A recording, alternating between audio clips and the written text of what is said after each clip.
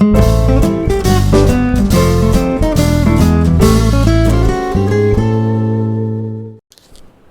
friends, welcome to தெய்வாஸ் Nalabagam. இன்னைக்கு தெய்வாஸ் நலபாகத்தில் நம்ம பாரம்பரிய உணவுகளில் ஒன்றான கம்மஞ்சோறு, அதுவும் ப்ரெஷர் குக்கரில் ரொம்ப ஈஸியாகவும் பர்ஃபெக்டாகவும் எப்படி செய்கிறதுன்னு தாங்க பார்க்க போகிறோம். இந்த கம்புல ஃபைபர் அண்ட் அயர்ன் கண்டென்ட் நிறையவே இருக்குங்க. அது மட்டும் இல்லாத ரொம்பவே உடம்புக்கு குளிர்ச்சியானது. இந்த வெயில் டைமில் நம்ம அதிகமாக எடுத்துக்கிட்டோம்னா உடம்புக்கு ரொம்பவே நல்லதுங்க. வாங்க இந்த கம்மங்கூழை ரொம்ப ஈஸியாக எப்படி செய்கிறதுன்னு பார்க்கலாம். கம்மங்கூழ் பண்ணுறதுக்கு நான் 1 டம்ளர் அளவுக்கு காட்டு கம்பு எடுத்திருக்கேன். இது ஒரு பாத்திரத்தில் சேர்த்துடலாம். இதை நல்லா நான் சுத்தப்படுத்தி வச்சுருக்கேன். இதில் தண்ணி ஊற்றி 4-5 டைம் கழுவிட்டு இதில் தண்ணி ஊற்றி ஒரு அரை மணி நேரத்துக்கு ஊற வச்சுக்கோங்க. இப்போ தண்ணியெல்லாம் சுத்தமாக வடிச்சிட்டு இது ஒரு மிக்ஸி ஜாரில் சேர்த்துட்டு 4-5 பல்ஸ் வச்சுக்கலாம். இது ஒரு மாவு, ரொம்ப மாவாக அரைக்க தேவையில்லை, கொஞ்சம் உடஞ்சா போதும். அந்தளவுக்கு இருந்தால் தான் நல்லாயிருக்கும், டேஸ்ட்டாக இருக்கும். சாப்பிடும்போது நமக்கு குடிக்கும்போது அதை கடிச்சிட்டு குடிக்கிறதுக்கு நல்லாயிருக்கும். இது சேர்த்துட்டு ஒரு 4-5 பல்ஸ் விட்டுக்கலாம். இந்த அளவுக்கு அரைஞ்சா போதும் மாவு. இது ஒரு குக்கரில் சேர்த்துடலாம். சேர்த்துட்டு இப்போ இதுக்கு தண்ணி சேர்த்துடலாம்.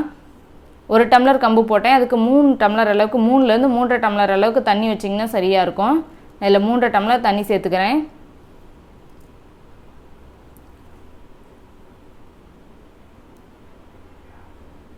சேர்த்துட்டு இதை நல்லா கலந்து விடுங்க. இப்போ இப்படியே நம்ம மூடி போட்டு வச்சிடக்கூடாது. இப்படி போட்டு வச்சா எல்லாம் அடி பிடிச்சி வீணாக போயிடும். ஆனால் இதை நல்லா கலந்து விட்டுட்டு அந்த கூழ் பதம் வரணும், அது வரைக்கும் நீங்கள் இதை நீங்கள் கலந்து விடுங்க. அப்படியே வைக்கக்கூடாது. இதை நல்லா கலந்து விட்டு இந்த டெக்ஸ்சர் வரணும் பாருங்கள். இந்த நல்ல கூழ் மாதிரி ஆயிடுச்சு, திக்காகிடுச்சு. இப்போ மூடி போட்டு நீங்கள் வேக வச்சிங்கன்னா தான் சரியாக இருக்கும். உப்பு எதுவும் இப்போ சேர்க்க தேவையில்லை. நம்ம இப்போ எடுத்து போட்டு கரைப்போம் இல்லையா கூழ், அப்போ போட்டுக்கிட்டால் போதும். அப்போ தான் டேஸ்ட்டாக இருக்கும். இப்போ போடக்கூடாது, கச்ச மாதிரி ஆயிரும்.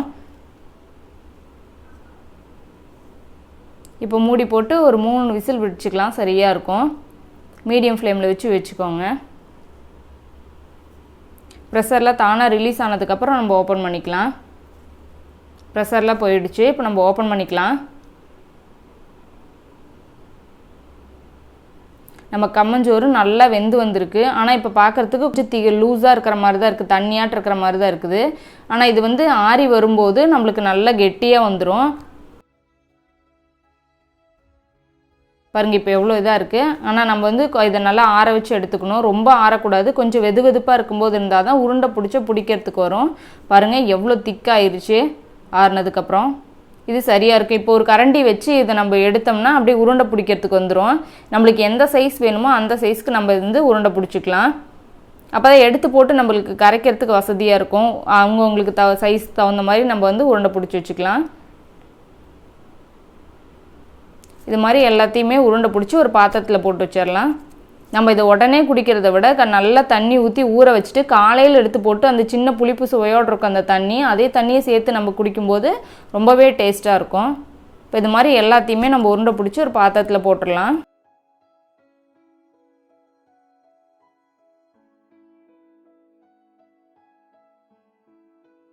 அவ்வளோதாங்க, எல்லாத்தையும் போட்டாச்சு. இப்போ இதில் தண்ணி சேர்த்துடலாம். ஃபுல்லாக மூழ்கிற அளவுக்கு தண்ணி ஊற்றி இதை விட்டுறலாம். அப்படியே ஓவர் நைட் அப்படியே விட்டுறலாம்.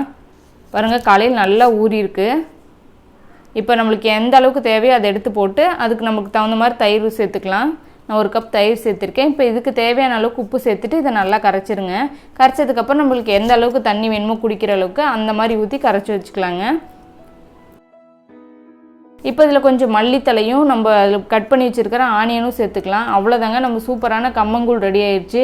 இது கூட மாங்காய் ஊறுகாய், நெல்லிக்காய் ஊறுகாய், வடகம், மோர் மிளகாய் எது வேணாலும் கடிச்சிட்டு குடிக்கலாம். சூப்பராக இருக்கும். நீங்களும் ட்ரை பண்ணி பாருங்கள். உங்களுக்கு பிடிச்சிருந்துச்சின்னா நம்ம சேனலுக்கு சப்ஸ்கிரைப் பண்ணுங்கள்.